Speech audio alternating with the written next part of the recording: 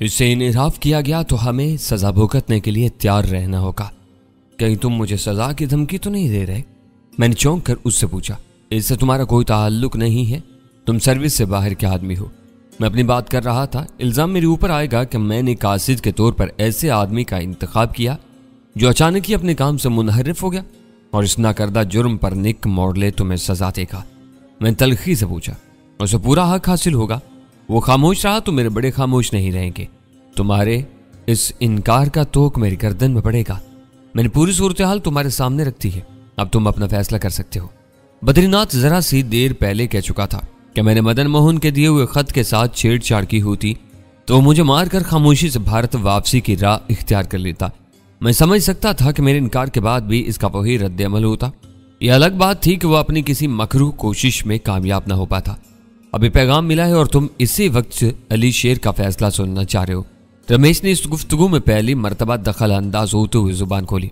सुबह के 11 बजने में अभी 17 घंटे से ज्यादा वक्त बाकी है। अली शेर को सोचने दो, हो सकता है कि निक से मुलाकात का वक्त आने से पहले ही ये किसी अच्छे फैसले पर पहुंच जाए। हाँ, मैं भी इसी वक्त जवाब नहीं मांग रहा। बद्रीनाथ ने उसकी तायद की।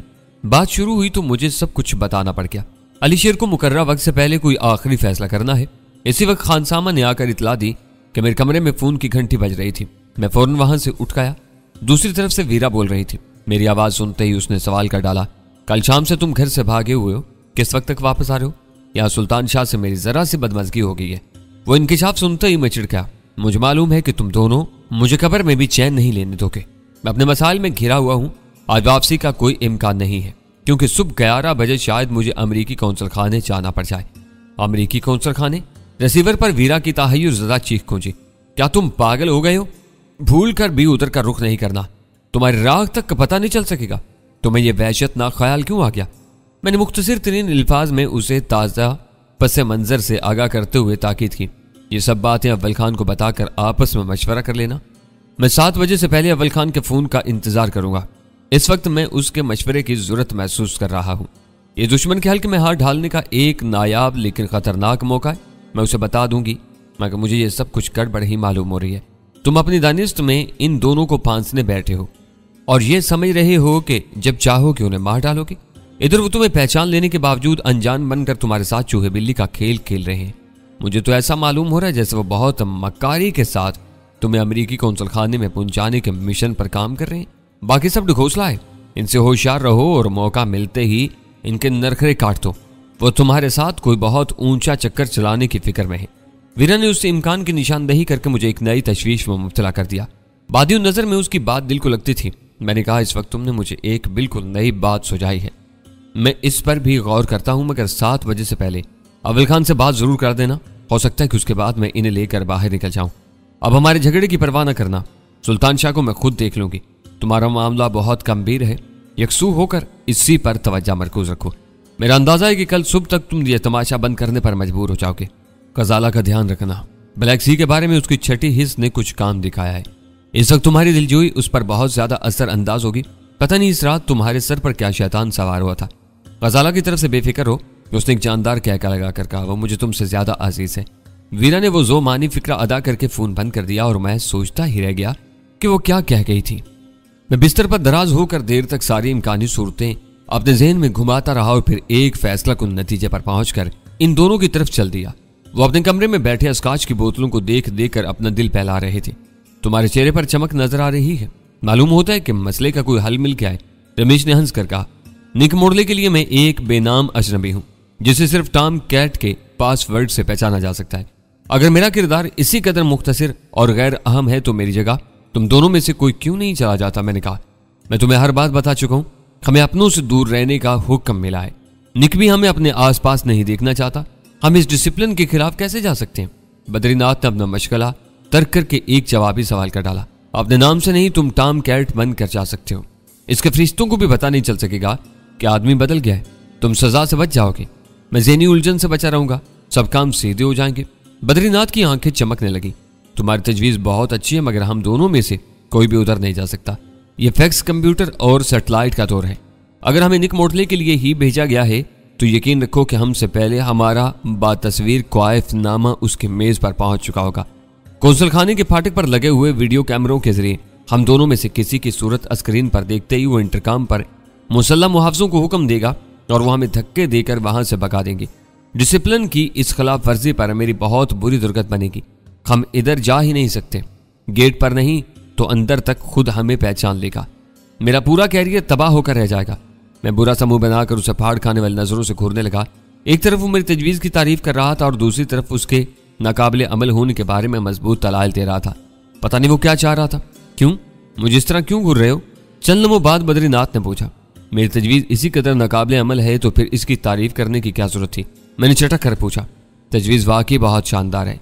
तुम बहुत दूर की कोड़ी लाए हो। सांप भी मर जाएगा और लाठी भी नहीं टूटेगी। बस मुझे या रमेश को मजबूर न करो। अपने एतमाद का कोई तीसरा आदमी तलाश कर लो जो हमारे एतमाद को धोखा ना दे। तुम वहां जाने से झिझक रहे हो, तुम्हारे ज़हन में अटक पैदा हो गई है। मेरी तरफ से इजाजत है कि किसी और को टाम कैट बनाकर वहां भेज दो, मगर फिर हर बार उसी को वहां जाना होगा। इसके बात वाज़ेह होते ही मेरे ज़हन में एक सनसनीखेज धमाका हुआ, मगर मैंने बज़ाहिर पुरस्कून रहते हुए कहा, तुम्हारी बातें बहुत गुंजलक और मुबहम है। मेरी तजवीज़ नाकाबिले अमल है मगर फिर भी शानदार है। तुम या रमेश इस मौका से फायदा उठाने पर आमादा नहीं हो, बल्कि अपने बजाय किसी और शख्स को चारा बनाना चाह रहे हो। मुझे अपनी गर्दन बचाने के लिए खुद ही किसी और को फांसना होगा। ये सब क्या है? तुम मेरे साथ क्या खेल खेलना चाह रहे हो? मेरी जान, विक्रम या बद्रीनाथ ने मेरी तरफ झुककर पुरजोश लहजा में कहा, सीक्रेट एजेंट बनना आसान काम नहीं होता। इस मैदान में जिंदगी और मौत के दरमियान बस एक बारीक सी लकीर हायल होती है। हर वक्त इसका ध्यान रखा जाए तो आदमी कामयाब रहता है, वरना फिर इसे जिंदगी से हाथ धोना पड़ता है। क्या मैं ये समझ लूं कि मोहब्बत, दोस्ती और एतमाद की आड़ लेकर तुम मुझे धमकी देने की कोशिश कर रहे हो? मैंने उसे घूरते हुए तुरुष्ट लहजा में सवाल किया। तुम में सबसे बड़ी खराबी यही है कि तुम जरा भी तवक्कुफ किए बगैर हर बात के बदतरीन पहलू का अंदाजा लगा लेते हो और शायद हर शख्स की तरफ से बदगुमानियों के शिकार हो जाते हो। बद्रीनाथ ने एक तवील और गहरा सांस लेकर मजरूर लहजा में कहा, यह कोई अच्छी बात नहीं है, यह मेरी आदत जरूर है। राजन या रमेश अग्रवाल ने गुफ्तगू में हिस्सा लेते हुए कहा, मगर एक सीक्रेट एजेंट की यही सबसे बड़ी खूबी होती है कि वो अपने और अपने हरीफ के हर कोलो फेल के तारीक पहलुओं से हर वक्त बाखबर रहता है और नफैतुल खतरात मोल लेकर अपने चाल चलता है। ये बहुत अच्छी बात है कि अली शेर में यह सलाहियत कुदरती तौर पर मौजूद है। यह हमारे लिए बहुत कारआमद साबित हो सकता है। तुमने बहुत दूर की बात सोची है। बद्रीनाथ ने चौंकने की अदाकारी करते हुए रमेश अग्रवाल से कहा। फिर वो खामोश होकर चंद सानियों तक जवाब तलब निगाहों से मेरी तरफ देखता रहा। मैंने उसकी निगाहों को नजरअंदाज कर दिया और बुरा समूह बनाकर सिगरेट सुलगाने में मसरूफ हो गया। शायद तुम रमेश की बात पूरी तरह नहीं समझ सके। मेरे हौसला शिकन रद्दमल पर बद्रीनाथ ने मकारी से कहा, तुम चाहो तो बहुत आसानी से एक अच्छे सीक्रेट एजेंट बन सकते हो। मैं मरकर भी तुम्हारी स्पेशल सर्विसेज ब्यूरो का एजेंट बनना पसंद नहीं करूंगा। मैंने अल्फाज की उस पुरपेच लड़ाई में जोर पैदा करने के लिए हकार से कहा, मैं तुम्हें पहले ही बता चुका हूं कि जराइम से रोजी हासिल करने से आदमी की वतन दोस्ती पर कोई हर्फ नहीं आता। मुजरिम भी आप लोगों की तरह महब्बे वतन होते हैं। SSB का एजेंट बनकर तो मैं खुद को तुम्हारे हाथ बेच दूंगा। तुम्हें इसी एक बात से मेरा मिजाज समझ लेना चाहिए कि मैं तुम्हारा साथ दे रहा हूं, लेकिन निक मॉडले की गुलामी से मुझे नफरत है। बद्रीनाथ ने अपने मखसूस सफाकाना अंदाज में मुस्कुराते हुए तेजी से कहा, बस बस, अब मुझे ज्यादा मेहनत नहीं करनी पड़ेगी। अपने आखिरी फिक्रों में तुमने खुद ही अपने सवाल का जवाब दे दिया है। क्या जवाब? मैंने भड़क कर पूछा। मैंने कोई जवाब नहीं दिया। तुम मामला फहम और चालाक जरूर हो, मगर तुम्हें तरबियत की जरूरत है। वो बोला, तुमको थोड़ी सी तरबियत मिल गई होती तो तुमने ऐसी कमजोर बातें ना की होती जो तुम्हारे दावे के खिलाफ चाहती हैं। आखिर मैंने ऐसी कौन सी बात कह दी है जिसे तुम इतना तूल दे रहे हो? मैंने झल्लाकर सवाल किया। हम SSB के एजेंट हैं, ये बात तुम पर वाज़ेह हो चुकी है। तुम हमारे लिए एक उचरती कारिंदे के तौर पर काम कर रहे हो। तुम्हारी हमदर्दियां और वफादारियां हमारे यानी SSB के साथ हैं। गई गुजरी पोजीशन है।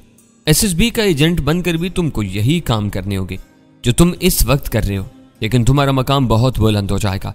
SSB अपने मखसूस और मेहनती एजेंटों को इस तरह नवाजती है कि वो चंद ही बरस में लखपति हो जाते हैं। हुस्न शबाब और ऐशो निजात से लुत्फ अंदोज होना बहरहाल काम का एक हिस्सा होता है, या याशियां मुफ्त में हाथ आ जाती हैं। ये तुम्हारी गलत फहमी है। इस वक्त मैंने तुमसे डैनी के मामले में एक डील की है। डैनी वाकई यहाँ के खतरनाक और खुद सरबनवाश है। इससे हर शख्स खौफ खाता है। इसने ज़ेर ज़मीन दुनिया के बड़े बड़े नामों की जिंदगी अजीरन की हुई है। अगर मेरी किसी तरकीब से उसका पत्ता साफ हो जाता है तो कराची में बहुत से लोग सुख की नींद सो सकेंगे। डैनी के ज़ात से पाकिस्तान का कोई मफाद वाबस्ता नहीं है। मुझे पूरा यकीन है कि यहाँ कदम जमाने की कोशिश करने वाले गैर मुल्कियों से उसे कोई पुरखाश नहीं होगी। वो पक्का ब्लैक मेलर है। इन्हें ब्लैकमेल करके लंबी रकमें ईंटने की कोशिश करता होगा और इनके इनकार पर इनके खून का प्यासा हो जाता होगा। वो अपने जाती मफाद के लिए इनसे लड़ता है।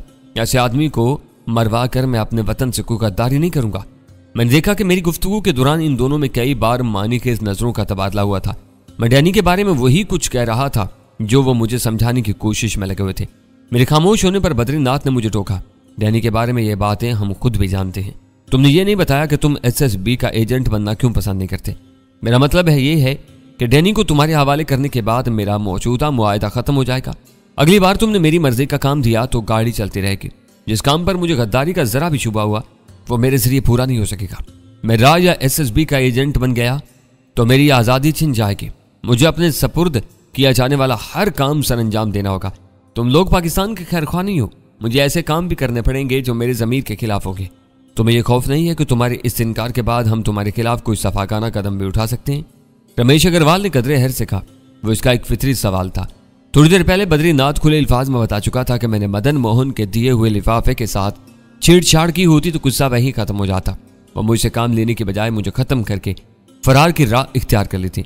यह बात समझने के लिए किसी गैर मामूली जहानत की जरूरत नहीं थी कि इनकी मर्जी से किसी भी इनराफ की सूरत में वही नाजुक और खतरनाक मोड़ दोबारा भी आ सकता था। वो अपने तजर्बे और तरबियत के जोम में मुब्तला थे तो मुझे भी अपनी छठी हिस्स पर नाज था। मैंने सर्द और बेरहमा नजरों से रमेश को घूरा और फिर सपाट लहजा में कहा, अपनी कही हुई बातों को बार बार दोहराने वाले लोग डरपोक और खुद एतमादी से आरी होते हैं। अब तक तुम्हें अंदाजा हो जाना चाहिए कि तुम्हारी खोखली धमकियां मेरे लिए बिल्कुल बेअसर साबित होगी। इख्तलाफ की सूरत में एक दूसरे के खिलाफ सफारा हो जाना हम दोनों ही का हक है, लेकिन मैं तुम्हारी कमजोरी भांप चुका हूं। सागा, हाजी दिलमुराद और बख्शिल से गुजरने के बाद तुम मुझ तक पहुंचे हो। मेरा का एजेंट बनूं या ना बनूं, तुम शिद्दत से मेरी जरूरत महसूस करते रहोगे। मुझे पूरा यकीन है कि इतनी दुश्वारी से मुझे दरियाफ्त करने के बाद तुम मेरे ऊपर हथियार उठाने की संगीन हमाकत नहीं करोगे। ऐसी जसारत के उल्टे नताज भी निकल सकते हैं। बद्रीनाथ दोस्ताना अंदाज में हंस पड़ा। इसने दरमियान से मेरी बात उचकने की कोशिश नहीं की थी, बल्कि पूरी तवज्जो से मेरी बात सुनता रहा था।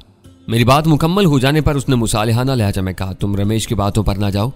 तुम्हारा यह ख्याल दुरुस्त है कि मैं आसानी से तुम्हें गंवाना पसंद नहीं करूंगा। मैं तुम्हें राह का नहीं SSB का एजेंट बनवाना चाहता हूं। मैं तुम्हें बता चुका हूं कि SSB भारत और पाकिस्तान के दरमियान नफरतों की खलीज को पाटने का काम कर रही है, ताकि दोनों मुल्कों के अवाम अपना पेट काट कर बड़ी बड़ी फौजों को पालने और मोहलक हथियारों के अंबार जमा करने के बजाय अमन और खुशहाली की जिंदगी शुरू कर सकें। जब हर तरफ नफरत की आग भड़क रही हो तो मोहब्बत और भाईचारे के नारे एक मुकद्दस मिशन का दर्जा हासिल कर लेते हैं। SSB राह की ही एक शाख है, मगर मैं तुमको यकीन दिलाता हूं कि इसमें शामिल होने के बाद तुमसे ऐसा कोई काम नहीं लिया जाएगा जिस पर तुम्हें पशेमानी हो या तुम्हारा ज़मीर तुम्हें मुलामत करने लगे। तुम्हें अपने बारे में खासी खुशगुमानी है। मैंने तंजिया लहजे में जवाब दिया, तुम किस बल बोते पर मुझे ये यकीन दहानी करवा रहे हो? तुम्हारा तो यह हाल है कि 2 रोज पहले तुम खुद यहाँ किसी सहारे की तलाश में मारे मारे फिर रहे थे। कठपुतलियां अपनी मर्जी से कुछ भी नहीं कर सकती। तुम दोनों की डोरियां वो नादीदा बड़े हिला रहे हैं जो सरहद पार नई दिल्ली में बैठे हैं। अब यही देख लो कि अचानक ही उन्होंने तुम दोनों को निक मोडले के हाथों बेचने का फैसला कर लिया है। मैं तुम जैसे बेबस और मजबूर दोस्तों की यकीन दहानियों पर कैसे भरोसा कर सकता हूँ? हम असल मौजू से भटक रहे हैं। बात बनती न देख कर रमेश ने बद्री को याद दिलाया। हाँ, ये हम कहाँ बह गए। उसने मेरी गैर महसूस ब्रेन वाशिंग का सिलसिला तर्क करके जल्दी से कहा, बात निक मोडले से मुलाकात क्यों हो रही थी? तुमको किसी और को टॉम कैट बनाकर निक मोडले के पास भेजना है? मैंने मानी खेज अंदाज में मुस्कुराते हुए जवाब दिया, तुमसे $20,000 में डैनी की तलाश का समझौता हुआ है। ये एक अलग मामला है। तुम खुद ये बात तस्लीम कर चुके हो, इसका अलग मुआवजा होगा। मेरे जवाब पर बद्री की आंखें चमकने लगी और वो बेसाख्ता बोल पड़ा, 10,000 इस काम के मिलेंगे। ये रकम ज्यादा है। मैंने किसी खुशी का मुजाहरा किए बगैर आसानी से कहा, मैं जमीन पर टिक कर चलने वालों में से हूँ, हवा में उड़ने के ख्वाब नहीं देखता। एकदम इतनी बड़ी रकम मिल गई तो हो सकता है कि मैं भी काम करने की बजाय दिन रात शराब और शबाब के नशे में बदमस्त पड़ा रहूं। यह और भी अच्छी बात है। बोलो तुम क्या चाहते हो? उसने खुश होकर पूछा। सिर्फ $5,000, मगर ये टॉम कैट की सिर्फ एक मुलाकात का मुआवजा होगा। अगर इसे बार बार निक मोडले से मिलना पड़ा तो हर बार तुम मुझे इतनी ही रकम अदा करोगे। मैंने कहा। मेरी वजाहत पर बद्रीनाथ का मुंह लटक गया। यह बहुत ज्यादा रकम है। इसे 10 बार भेजा गया तो ये रकम $50,000 तक पहुंच जाएगी। यह डैनी की तलाश के मुकाबले में एक मामूली सा काम है और इसके लिए तुम इससे कई गुना ज्यादा मुआवजा मांग रहे हो। यह ज्यादती है। डैनी को मैं खुद तलाश कर रहा हूं। मैंने उसकी बेचारगी से लुत्फ अंदोज होते हुए कहा, पूरी रकम मेरी जेब में रहेगी। निक मोडले से मुलाकात के लिए मुझे किसी और को तैयार करना होगा। हमारे देसी बनमाश जासूसी वगैरह के चक्कर में पकड़े जाने के खौफ से गैर मुल्कियों और खास तौर पर सफारतकारों से मीलों दूर भागते हैं। तुम्हें मुहब्बे वतन मुजरमों की इस नफ्सियात का इल्म होना चाहिए। $5000 ज्यादा हैं, रकम आधी कर लो, उसने नरमी से कहा। मेरी आधी या पूरी रकम की थोड़ी भी अहमियत नहीं थी। मुझे यकीन था कि वो दोनों अपने साथ जाली डॉलरों का जखीरा लेकर आए थे। इन जाली डॉलरों को बाजार में फैलाकर एक महदूद मंडी में अमेरिकी डॉलर की साख खराब की जा सकती थी, मगर मुझे इससे भी कोई दिलचस्पी नहीं थी। मैं रकम के मामले पर बहस करके उसे अपनी नेक नियति का यकीन दिलाना चाहता था। अगर मैं खामोशी से उसकी बात मान लेता तो उसे मेरे अज़ाइम पर शुबा हो सकता था। इन दोनों पर माली दबाव डालकर मैं एक और बात भी वाज़ेह करनी चाहता था। वो दोनों जाली डॉलरों से भरा हुआ थैला लेकर भारत से आए थे। इन्होंने अपनी दानिश में वो थैला हाजी दिल मुराद के पास अमानत के तौर पर रखवा दिया था और इसमें से अपनी जरूरत के लिए $100 के नोटों की चंद गड्डियां ले ली थी। वो इस गुमान में थे कि जब चाहेंगे दिल मुराद से अपनी रकम ले लेंगे, जबकि बख्शील ने खुलकर अव्वल खान को बता दिया था कि दिल मुराद भारत से आए हुए एजेंटों को किसी सरकारी एजेंसी की तहवील में दे देगा, मगर इनके रकम के थैले से किसी भी सूरत में दस्तबरदार नहीं होगा। मेरी ख्वाहिश थी कि इन दोनों को जल्द ही अपनी इस मुफलिसी का एहसास हो जाए। थोड़ी सी रद्दोकद के बाद मैं निक मोड़ले वाले मामले में $3000 फी मुलाकात पर राजी हो गया। लाओ अब इस मद में भी 10,000 पेशगी दे दो। बात तय होते ही मैंने मुतालबा कर दिया। 10,000 किस बात के? रमेश अग्रवाल की आंखें हैरत से पेशानी पर जा चढ़ी। तुम्हारा अंदाजा है कि मुलाकातों का ये सिलसिला लंबा चलेगा। फिलहाल 10,000 दे दो, बाकी हिसाब किताब आखिर में कर लिया जाएगा। मुझे आगे भी रकम देनी होगी, मैंने बेपरवाही से कहा। अभी पहली मुलाकात की बात है, इस मद में 1,500 पेशगी ले लो। बद्रीनाथ ने अपनी जेब से जेरे इस्तेमाल नोटों की एक खड्डी निकाल कर गिनते हुए कहा, तुम्हें मालूम है कि हमारी सारी रकम हाजी दिल मुराद के पास महफूज है। हम अपनी जरूरत के लिए ज्यादा रकम नहीं लाए थे। अब तुम्हें एक महफूज ठिकाना मिल चुका है तो तुम्हारी रकम तुम्हारे पास होनी चाहिए। तुम पैसे के मामले में बहुत खुरगर्ज और लालची हो। बद्रीनाथ की आवाज में हल्की सी नागवारी होकर आई। मैं हाजी दिल मुराद को एक फोन करूंगा और रकम मिल जाएगी। मेरा मशवरा है कि ये नेक काम इसी वक्त कर लो। दिल मुराद पैसे के लिए ही सारे हेर फेर करता है। वो मुफ्त में हाथ आई हुई दौलत से इतनी आसानी से हाथ नहीं उठाएगा, मैंने कहा। मेरे अल्फाज ठीक निशाने पर बैठे। इन दोनों ने इस्तरारी तौर पर एक दूसरे की तरफ देखा। फिर रमेश अग्रवाल बेसाख्ता बोल पड़ा, अपनी औरत और अपनी दौलत अपने कब्जे में अच्छी लगती है। अली शेर ठीक कह रहा है। अब हमें हाजी दिल मुराद से क्या लेना? हमारा थैला हमारे पास होना चाहिए। वहम दुनिया का एक लाइलाज मर्ज है और इस मर्ज का इलाज हकीम लुकमान के पास भी नहीं था। मैंने एक जानी बूझी हकीकत का सहारा लेकर इन दोनों के दिलों में वहम का एक ऐसा बीज बोया था कि बद्रीनाथ में मुस्तरिब होकर अपनी जगह से उठ खड़ा हो गया। बेहतर है कि मैं इसी वक्त फोन कर लूं। इस बार मुझे खुफिया तौर पर इसकी गुफ्तगू सुनने की कोई जरूरत नहीं थी। इससे पूरी बात मेरी मौजूदगी ही में की। दूसरी तरफ का रद्द-ए-अमल इब्तिदा ही से उस कदर हौसला शिकन था कि बद्रीनाथ बौखला गया। इसे बताया गया कि दिल मुराद मुल्क में मौजूद नहीं था और कई हफ्तों तक उसकी वापसी की उम्मीद नहीं थी। बद्रीनाथ ने अपना तारुफ करवाना चाहा तो उसे पहचानने तक से इनकार कर दिया गया। उसने अपनी अमानत और उसके लिए बख्शील की गवाही का जिक्र छेड़ा तो उसे मुगल्लज़ात सुनाकर फोन बंद कर दिया गया। हाजी दिल मुराद की नीयत में वाकई फतूर मालूम होता है। बद्रीनाथ ने रिसीवर रखकर बेध्यानी में अपनी पेशानी पर हाथ फेरते हुए कहा, वो मुल्क से गायब है और उसके आदमी हमारी रकम से लाइल में। फिर अब क्या होगा? रमेश ने बुखलाए हुए अंदाज में सवाल किया। वही होगा जो मंजूर खुदा होगा। मैंने बेफिक्री से फिक्रा लगाया और उसका मुंह बन गया। हमें एक मरतबा फिर बख्शील का रुख करना होगा। बद्रीनाथ इस बदशुगनी पर बहुत ज्यादा फिक्रमंद नजर आने लगा था। शायद वो ये मामला सुलझा सके। परदेश में रकम ही हमारी सबसे बड़ी ताकत है। अली शेर भी पैसे के बगैर हमारा साथ नहीं देगा। थैले से निकाली हुई चंद गड्डियां ज्यादा देर तक हमारा साथ नहीं देंगी। ऊंट पहाड़ तले आ चुका था। मैं नरमी से कहा, तुमने देख लिया कि यहाँ तुम कितने लाचार और बेबस हो। अगर दिल मुराद बेईमानी पर उतर आया तो इत्मीनान रखो कि बख्शील भी तुम्हें पहचानने से साफ इनकार कर देगा। तुम इनके खिलाफ कोई भी कार्रवाई नहीं कर सकते।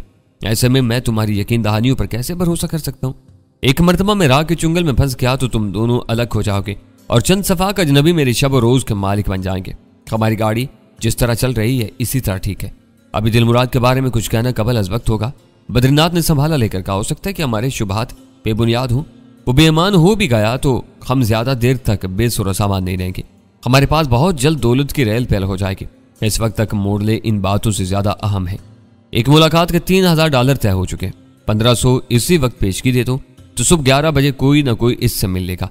मैंने सर्द महरी इख्तियार करते हुए कहा। बद्रीनाथ ने हाथ में मौजूद गड्डी के नंबर देकर $100 के 15 नए और करारे नोट मेरे हवाले कर दिए। वक्त कम है, किसी आदमी का बंदोबस्त करने के लिए मुझे इसी वक्त जाना होगा। मैंने वो नोट अपनी जेब में उड़स कर उनको आगाह किया। हो सकता है कि मैं रात को इधर ना सकूं। रात को आओ या ना हो, मगर निक से मुलाकात की खबर लेकर फौरन आना। हमें बेचैनी से इंतजार रहेगा। तुम बेफिक्र रहो, मैं $1500 की बकाया रकम वसूल करने में ताखीर नहीं करूंगा।